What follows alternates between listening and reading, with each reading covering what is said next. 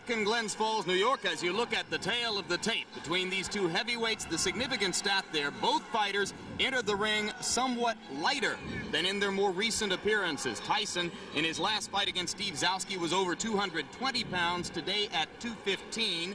And Tillis, in his most recent bout with Terrell Biggs on January 25, fought at over 214 pounds. Today he is 207 3/4. The referee is Joe Cortez. There are 3 judges who will score the fight on the round system with supplemental point scoring in case of a draw. 3 knockdown rule is in effect. No standing 8 count. The mandatory 8 count is in effect. Tyson in the black trunks and James Quick Tillis in the white. Customarily, Mike Tyson does not feel his opponents out in round 1. He tries to take them out. He tried to take Quick Tillis out with that first punch he threw, and Tillis showed why he may be a little bit different. He moved right out of the way of it, and Mike missed by quite a bit. The key to the fight will be Tyson cutting off the ring and pinning Tillis in corners and on the ropes like he did right there. Quick Tillis is 7 pounds lighter than when he fought Terrell Biggs. That would indicate, the look of him would indicate he's in much better condition. I think the postponement allowed him to get in better condition, will allow him to move more. The question is, how long can he move? His record is he's dangerous early, Jim. Can hurt you with either hand early in a fight, but has always faded and tired badly.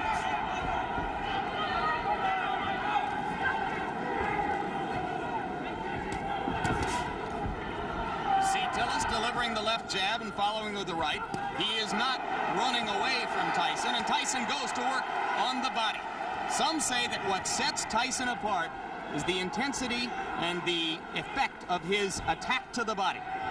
It is amazing to see such a young fighter understand so well the importance of body punching. Generally, it takes a veteran to understand that by punching to the body, you can take all that movement away from James Tillis, and that's what Mike Tyson plans to do. You saw Tyson with the left hook splitting Tillis's guard and getting the punch through moments ago as he had Tillis in the corner. Joe Cortez, the referee, the only one of the 3 judges in Las Vegas a few weeks ago who scored the Larry Holmes-Michael Spinks fight in favor of Holmes. That was an excellent right uppercut by Quick Tillis, which is a punch that should be effective against someone who comes in, burrowing in like Tyson does. For some reason, Tillis landed. He was so shocked he grabbed.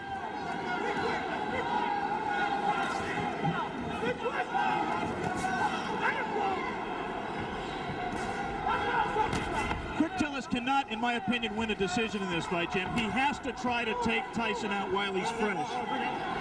You see that Tillis grabs Tyson behind the head when he ties a fighter up. He customarily does it by tying them up behind the head. That will not deter Tyson from flailing away at the body, as he did right there. And Joe Cortez, the referee, quite properly did not break the fighters because Tyson's hands were not tied up.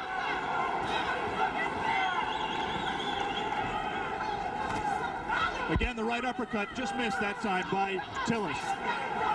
Late in round 1, a round in which Tillis has not acquitted himself too badly, as he has managed to stay away from Tyson's thunderbolts, although he just took a right hand. We'll be back.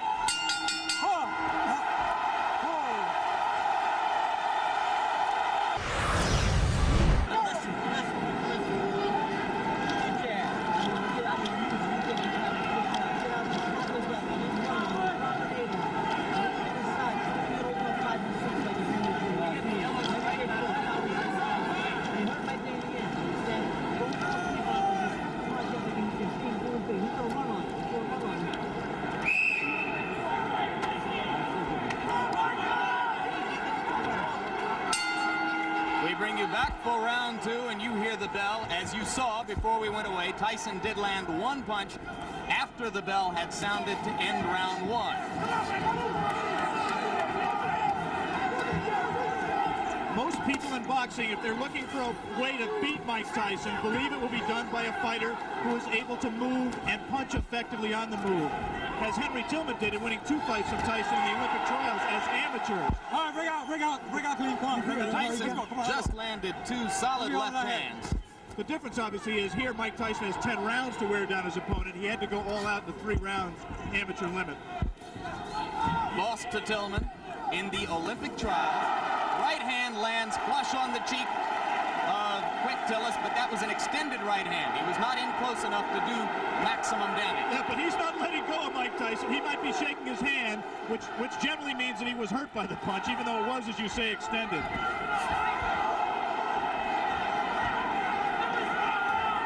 Simply a matter here of Tyson finding the range. He can't be too far outside, but he can't get so close that he allows Tillis to grab him, as Tillis will always do when Mike lets him.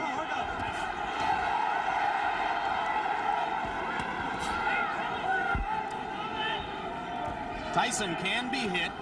He was openly disappointed with the number of times that Steve Zowski landed on him in his last fight. Any custom auto-trained fighter prides himself on his defense. And Mike really was disappointed that Zowski hit him with some right hands, really silly right hands that he should not have been hit with. It was just a loss of concentration.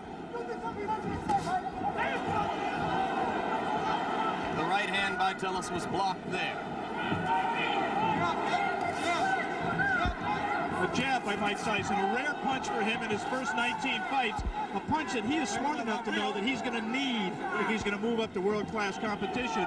He's been using it more in training and says that we'll see a lot more of it in this fight. He just tried it there until Tillis knocked down 2 of them.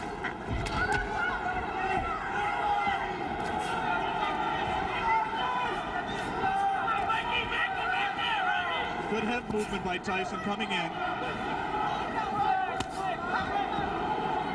Tyson is not nearly as busy as he has been in some of his previous fights against much lesser opponents. No doubt a sign of the respect that he must have for a fighter of Tillis' experience. There's the punch that, in my opinion, is going to win the fight for Tyson. It's that right hand to the body. He won't knock Tillis out with it, but he will wear him down and bring his hands down so he can land punches to the head. He got him with the left. And you saw Tillis staggering backward momentarily. Not seriously hurt, but Tyson has begun to break through the guard around the face. And there's a right hand as Tyson continues to land and round 2 ends. Okay.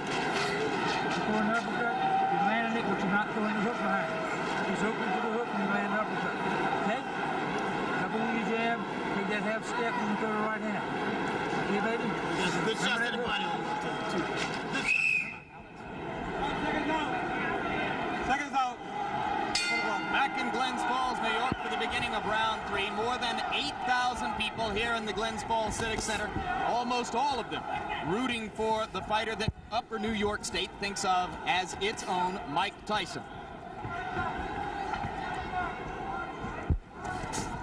Right now, all of the aggression is out of Mike Tyson. He is keeping his distance. He's trying to learn how to box with James Quick Tillis. It is not, or has not been to date, his fight. So if Quick Tillis has done nothing else, at the present time, he's taken Mike Tyson out of his game plan. Tillis tying Tyson's left arm up there. Tillis' trainer and co-manager Bo Williford said that he had been working with him for the last 6 weeks, tying up Tyson's arms. But that time, Tyson got the left hand through again after ducking a Tillis punch. Just one punch for Mike, and that's not typical. He has to put punches together when he gets inside. Keep busy. Outstrength Tillis on the inside and let his hands go. He is being considerably more careful than in his previous 19 appearances. Remember against Jesse Ferguson, that look at the hand speed by Tyson.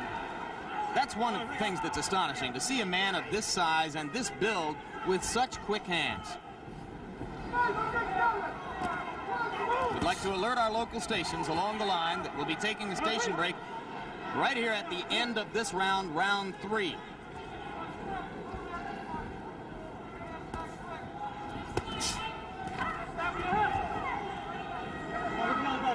I was saying in the fight against Jesse Ferguson, Ferguson fought a negative fight, fought to survive for the most part. The punch that turned the fight around was a combination, actually, a right to the body and then doubling with it, coming right up the middle. Let him go. Looks to me like Tillis is open for an uppercut up the middle the same way. Come on, get those arms out. Come on, work out of there. This is an important learning experience for Mike Tyson. He's going to have to be able to handle a quick Tillis to get to the top of the heap, and he is right now. Tillis is making a mistake of trying to trade with Mike Tyson. He should be moving off the ropes. Instead, he got into a little bit of macho there, and quick Tillis is not going to be around long fighting that way. Again, he scores with the right uppercut. Does quick Tillis. Repeatedly, Tillis has scored with the right uppercut. But Tyson is beginning to wear down Tillis's defenses, particularly when he catches him against the ropes and then releases the hands.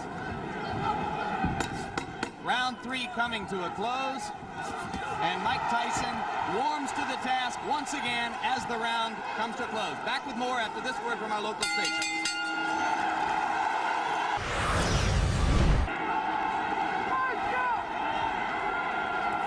Beginning of round 4, Jim Lampley with Alex Wallow in Glens Falls, New York.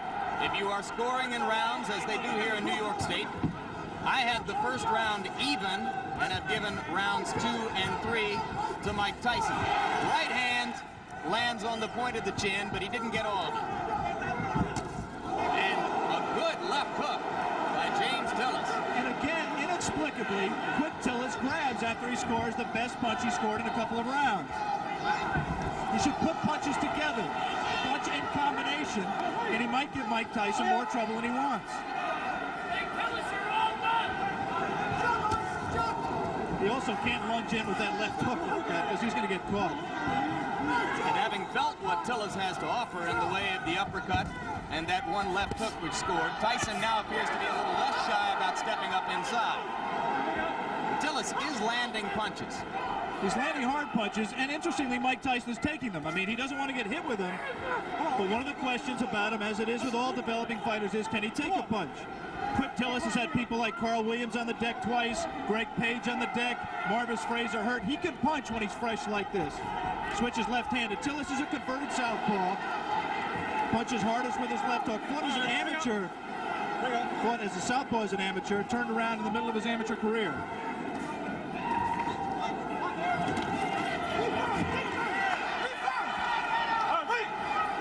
Both of those left hooks miss slightly for Tyson. Well, how low he gets to duck under those punches. Extraordinary. Tillis could have butted him with his knee there. Right now, Mike Tyson is having problems solving James Quick Tillis. He doesn't really know the things that work for him normally are not working for him, and he's going to have to go to things that are a little bit more sophisticated. He's going to have to cut the ring off better, and he's going to have to find the range better. He just can't walk inside and let Tillis tie him up like that. Has to let his hands be busier, and at the same time avoid getting hit himself.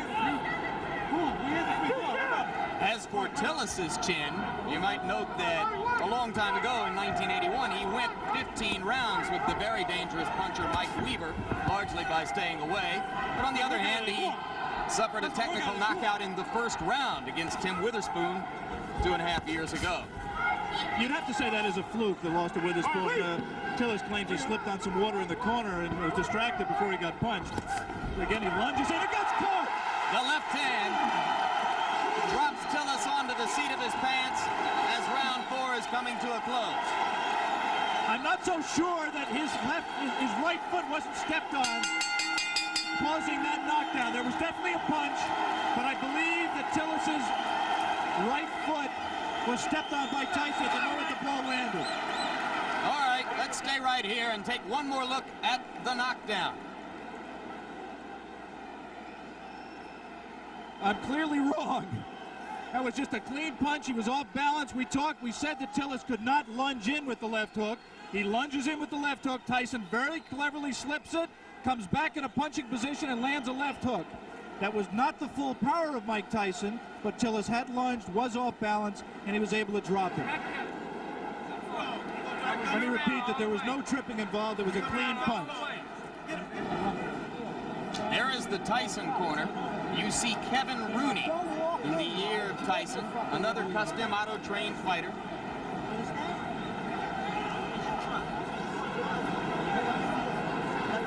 The longest Tyson bout was the fight against Jesse Ferguson. A TKO at 1 minute 19 seconds of the 6th round. Now round 5 begins here in Glens Falls.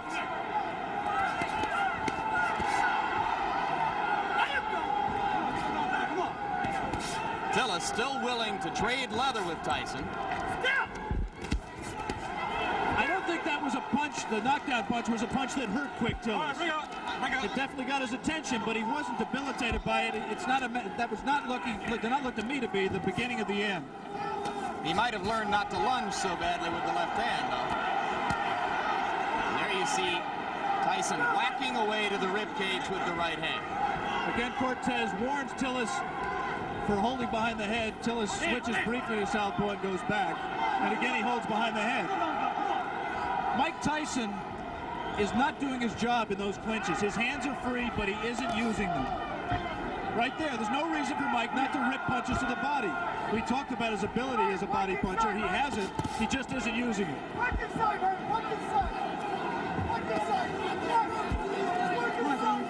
right, bring it up. Let's go, step back. Tillis turns away for a moment to spit, but so far he does not look hurt, as Alex pointed out. Looks rather fresh. Has had a tendency in the past to tire.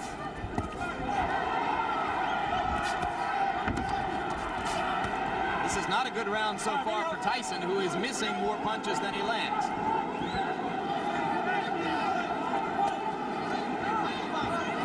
And again, not busy in the clinch. That's frankly astonishing, because the opportunity is there for him to do a lot of damage. There, he gave a half-hearted effort at that combination we talked about, the right to the body and the right uppercut, but he didn't land it. Did land punches at the end of the flurry. And that's what he has to do with Tillis. He has to keep punching. He's just letting isolated punches go. A single left hook, nothing behind it. He has to punch in combination to be effective. There's a great tendency here to compare Tyson to another young heavyweight, Olympic super heavyweight gold medalist Terrell Biggs.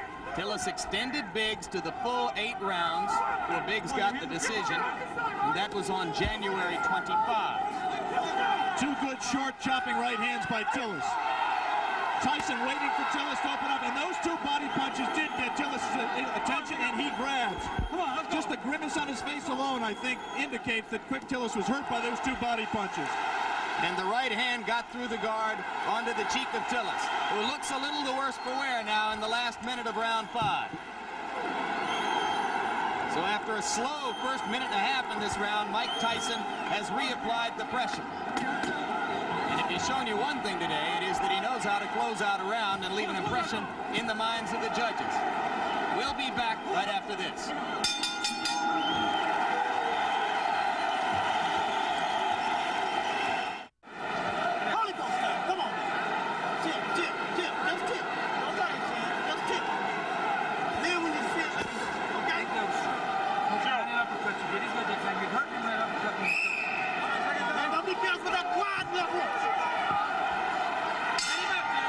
We are back for round 6. And it's a piece of trivia at best, but now Tillis has an opportunity to go farther with Tyson than any of his previous opponents if he can last past 119 of this round. Well, I think if Mike continues to fight this way, Tillis has the chance to break the knockout string. He's got to be busier. Tillis does have a tendency to tire very badly in late rounds. He was exhausted at the end of his 8-round fight with Tyrell Biggs, and this is a 10-round fight. But Mike Tyson has to throw punches that mean something and throw them in combination. Those are just arm punches. There's nothing on those punches. Just count the number of effective punches that Mike is letting go. Let's go. He's just trailing Tillis around the ring. Not cutting it off effectively. Come on, work out of there. Come on, work out your hands. Allowing himself to get tied up, accepting clinches. Now the crowd begins to implore Tyson to give them something a little bit more exciting than what he has demonstrated here. And now it becomes clear that Tillis will last longer than anyone else has, as we have just passed the point at which Jesse Ferguson was bid to stop by Luis Rivera in Troy, New York, a couple of months ago. That punch missed, despite the crowd reaction.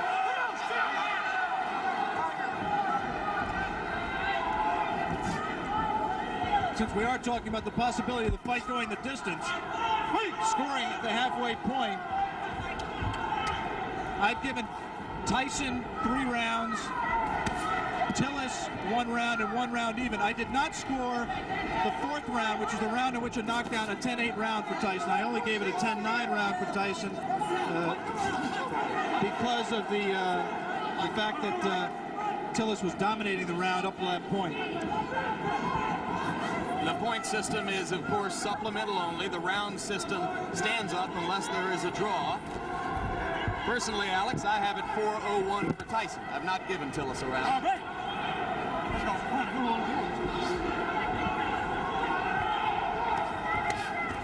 are 2 ways of looking at what Mike is doing.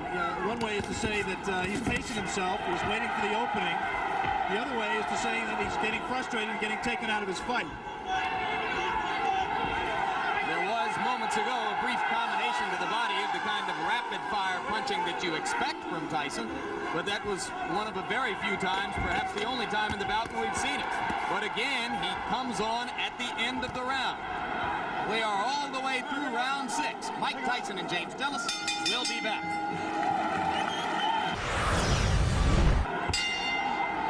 We are back, and for the first time in a professional career which began 13 months ago, Mike Tyson enters round 7. Another heavyweight. Tyson with the lead in the fight to this point over James Quick Tillis, but fighting a curiously docile fight so far. Not nearly as busy nor as aggressive as we've seen him in his 19 previous outings, which resulted in 19 knockouts. He almost looks right here like he's waiting for Tillis to make the fight, to come to him. In case you've just joined us, it is Tillis, the fighting cowboy from Tulsa, Oklahoma, in the white trunks, Tyson in the black. Tyson co-managed by Jim Jacobs and Bill Caton. Tillis co-managed by Bo Williford and Gary Bentley. One curious thing that we learned before the fight about Tillis' condition, we said he's always tired late. Bo Williford and Gary Bentley found out after the Biggs fight, through the doctor's examination, that James Tillis has a number of allergies. Among them, allergic to milk, citrus, and wheat, which could make things difficult for a fighter who, on the day of a fight, eats wheat cakes, drinks milk, and orange juice. We have to assume that that was not his pre-fight meal today. He actually was eating mainly cranberry juice. But it has helped his stamina, and I think he also trained harder for this fight. He realizes this fight means everything to him. He has lost 4 of his last 5. And Bo Williford told me last night that if Tillis were to be knocked out today and wanted to continue as a fighter, he would do so without the help of Bo Williford. Yeah, this is career time for James Quick Tillis. Incidentally, if you're not a boxing fan and Tillis looks familiar to him, you may have seen him in the movie The Color Purple, where he had a brief part as Henry Buster Broadnax in the juke joint scenes. Spent 2.5 weeks with Steven Spielberg and crew in Los Angeles, where they called him Dark Gable. There's a right hand by Tyson. And the uppercut. Tillis is not noticeably hurt by that punch. But he's cut. There is blood above his left eye. Exactly right. Mike was a little bit extended with the punch, did not have the proper range for full power. Now he's at the right range, though. He lands something here. This is where he can be effective. Again, not punching at the body when Tillis grabs him behind the head. Tillis landed a left, didn't seem to faze Tyson at all. We will stay here between rounds, as it is Tillis who tries to flurry at the end of round 7, with the blood now seeping out from an apparent cut above the left eye. Bill Nunnery does the cuts. Well, actually, Bo Williford is doing the cut himself right now. Doctor in looking at it. As we look at Tyson's corner, the action is in the opposite corner, right there where they're working on James Quick Tillis' left eye. Let's take a look back at the action from round number 7.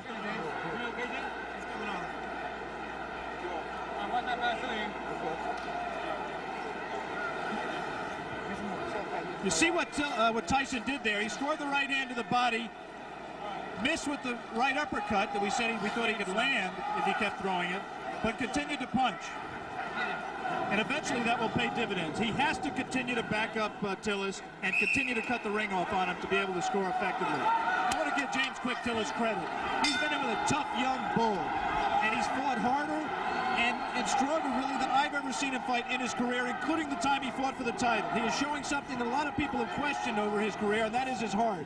He's cut, he's taken some brutal punches, and he is fighting back, moving and still trying to win this fight. One of the greatest trainers in the history of the sport openly questioned Tillis' heart while he was working with him. Angelo Dundee worked with Quick Tillis for the Weaver fight and some subsequent fights. He finally just gave up. He said James had no spirit to fight. Tillis told us in the pre-fight interview that he found that spirit. Didn't know why he'd never had it, but said he found it for this fight. He was going to be a different fighter, and he has been.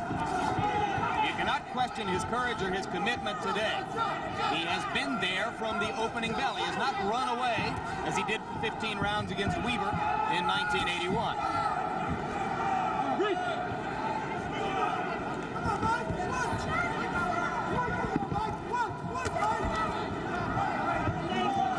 Tyson looped that right hand, and you have to wonder if perhaps Tyson is getting a bit anxious. We are into round 8. The knockout string has been a prominent part of the marketing and publicity which has surrounded Tyson's rise. It won't be quite the same if he's 20-0 with 19 knockouts. There's no question that up till now, if the fight continues this way and goes to a decision, Tyson, in my opinion, will win the decision, but the Mike Tyson mystique will suffer. He has not scored a knockout. He has not really hurt Quick Tillis, even though he has knocked him down and cut him.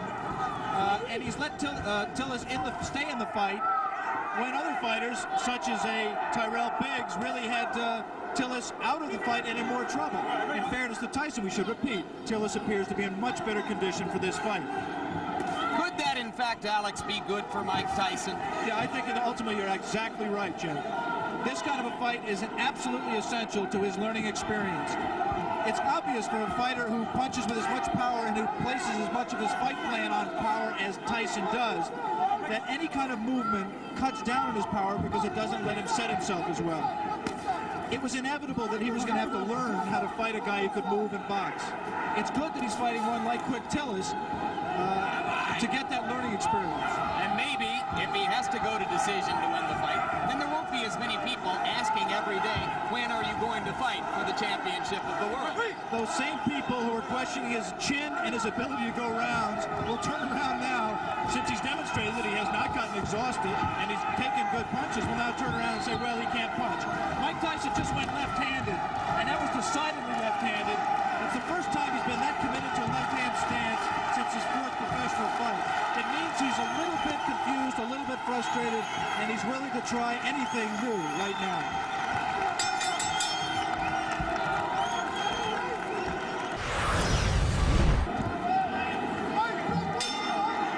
We are back in Glens Falls, New York. James Quick Tillis enters round 9 with 19-year-old knockout phenomenon Mike Tyson. And in Tyson's round, or in Tyson's corner between rounds, trainer Kevin Rooney was imploring him to keep punching, not to stop punching, particularly in the clinches. Come on, work on it, guys. Come on. Which is exactly what Mike just did. He was in tight, his hands were free, and he did not punch.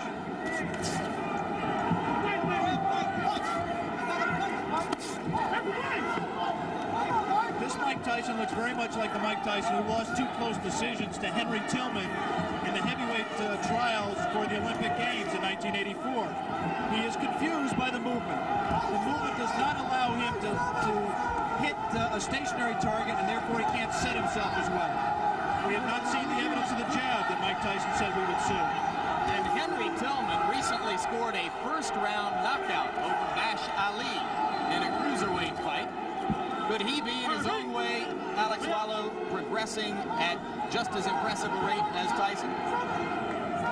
Well, Henry Tillman was very impressive winning the North American Boxing Federation cruiserweight title by scoring a sensational first-round knockout over Bash Ali, as you pointed out.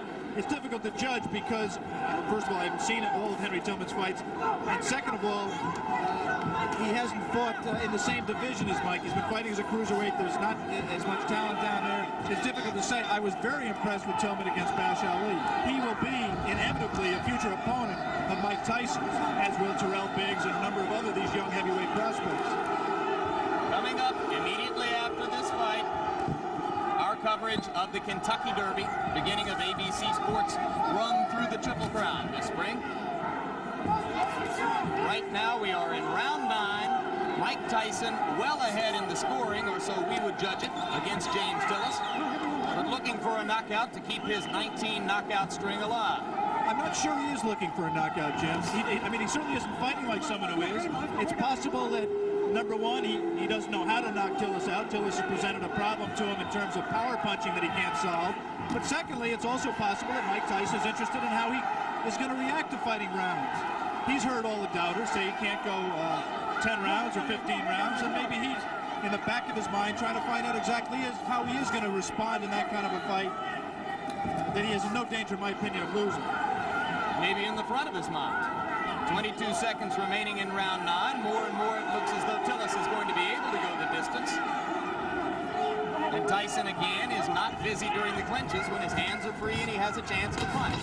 Landed a right hand on Tillis' nose, but again from a long enough distance that it didn't damage Tillis. We have gotten to the end of round 9. We'll be back for the closer after this. We are back in Glens Falls, New York, round 10. The crowd tries to liven itself up, try to provide some encouragement to Mike Tyson. Most of them have come here today hoping to see a knockout and, frankly, expecting to see a knockout. Tyson tries to deliver with the right hand and steps in and throws the left. Tillis again ties him up.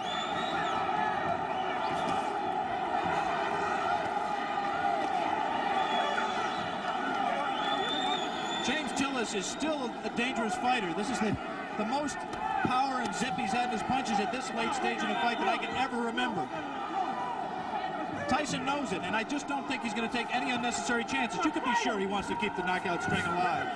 But he also is just not going to take any unnecessary chances. He wants to win a decision, win a fight. He'll be 20-0, still undefeated, and in his mind, I think, still well on his way to a heavyweight championship. Could Tillis have revived his career somewhat, even with a loss, if he stands up? Well, this certainly is a respectable showing, and there certainly will be notoriety to the man who broke Mike Tyson's knockout string, especially if Mike resumes the knockout string after this fight. Always difficult to know why a crowd is booing. You can't psychoanalyze 8,000 people. I think it's possible that they're disappointed in Mike's performance. They came here wanting to see him do what he's done in his previous 19 fights, and he doesn't appear at this point to be going all out to satisfy them. Landed the left hand, but Tillis stood right there.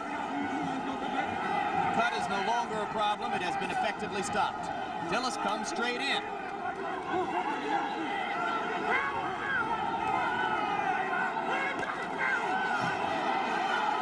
And now Tyson, one of the few times we've ever seen him swinging wildly. Good left hand. Tillis is still there.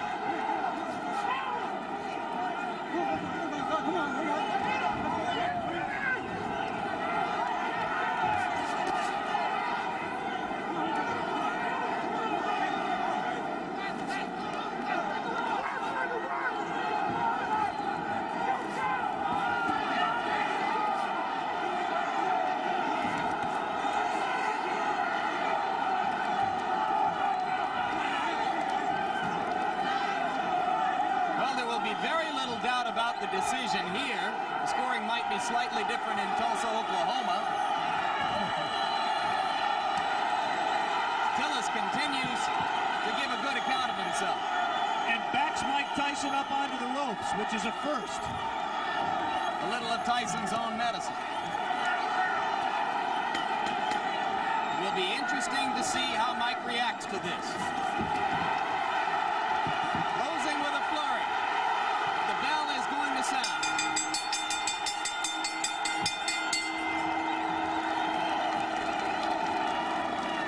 Big smile on the face of Bo Williford as he steps into the ring. I think he's quite proud, win or lose, of James Tillis. All right, now we are back live in Glens Falls, New York, and in the middle of the ring announcer Paul LaFleur with the decision Ladies and in this gentlemen, here is the official scoring. Judge Bernie Friedkin scores it 6 rounds to 4. Judge Al Reed scores it 6 rounds to 4. Judge Tony Moran scores it 8 rounds to 2. The winner by the winner in this decision is still undefeated, Mike Tyson. So for 19-year-old Mike Tyson, moved the record now to 19, or make it 20 wins, no losses, 19 of them by knockout. I'm Jim Lampley along with Alex Wallow, saying so long for now from Glens Falls, New York.